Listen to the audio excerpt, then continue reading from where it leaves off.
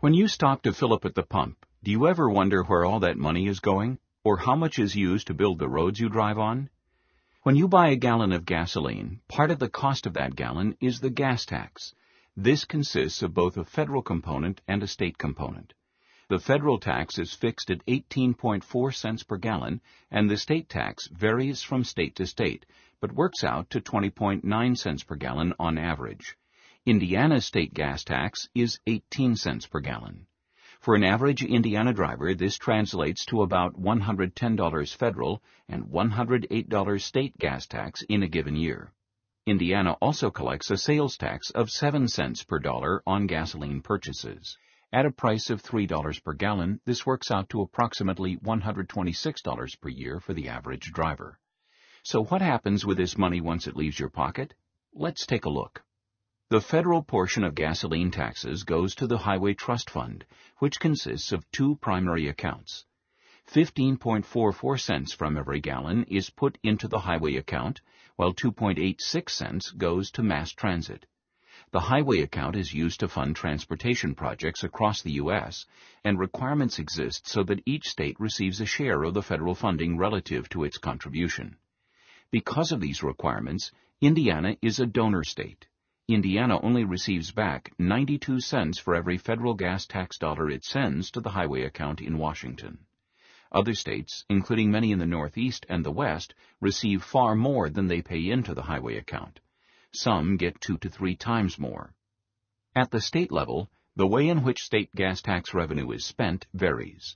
While some states allow it to be used for non-transportation purposes, revenue is generally directed towards roads. This makes the gas tax a use tax, as, in theory, those who drive a lot or have heavier vehicles will use more gas and thus are taxed in line with how much wear they put on the system. In Indiana, most of the $543 million in gas tax is used to fund state and local roads and bridges. However, $144 million per year is diverted from road funds and instead used to fund agencies such as the State Police and Bureau of Motor Vehicles.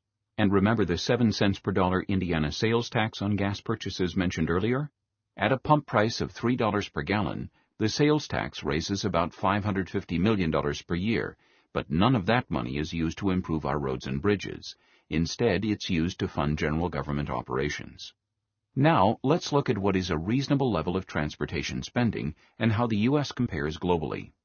Currently, countries in the European Union spend about 5% of their GDP on their transportation infrastructure, while China is revolutionizing their system at a whopping 9%.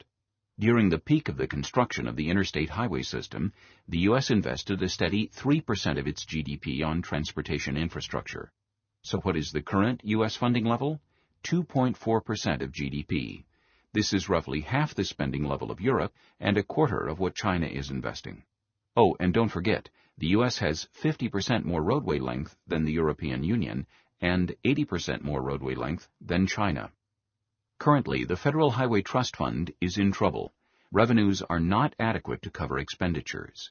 In 2012, it is estimated that federal obligations will total $42 billion, with only $33 billion in revenue. These spending levels are still far less than is needed just to maintain the level of performance of our current transportation system. So why can't the gas tax keep up? A decrease in total travel by the driving public is one major reason for weakened gas tax revenues. This is caused by factors such as volatile fuel prices and a depressed economy. Revenues are also decreased by the presence of hybrid vehicles and increasingly fuel-efficient cars.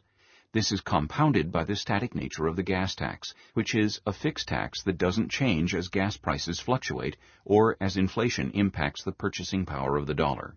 For example, the federal tax has stayed the same since it was raised to 18.4 cents in 1993, but its buying power has been reduced by 35%. Indiana's state tax of 18 cents per gallon was last raised in 2003. The buying power of the state tax today has been reduced by 19% since then. Transportation infrastructure is vital to the economy of the United States. In 2007 alone, $8.3 trillion of goods traveled on U.S. roadways, and $430 billion of that traveled on Indiana roads. Infrastructure investment has a long-term benefit by growing the network which transports our goods and moves our workforce, directly correlating to national economic growth. It also yields a short-term benefit by creating tens of thousands of American jobs that can't be outsourced. Under the current system, the funding to maintain our infrastructure is in serious shortfall. We've got to define our national and state priorities with the understanding that to keep our economy moving, we've got to invest in the assets that literally keep us moving.